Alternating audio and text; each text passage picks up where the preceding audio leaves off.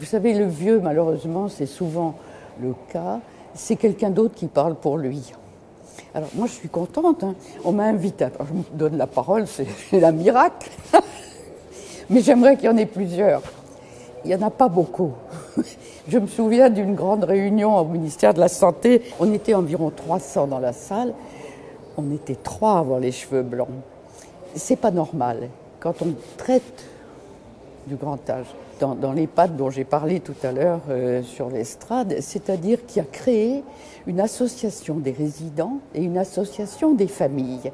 Et il y a là une démocratie qui se vit et les familles sont impliquées par leur association dans le management de l'EHPAD et les résidents sont représentés par des résidents qui ne sont pas trop dans la pathologie.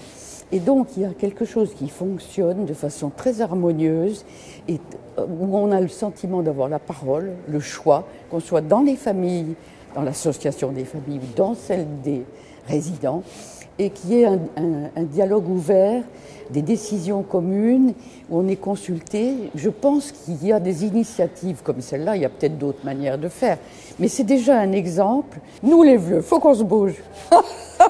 C'est sûr.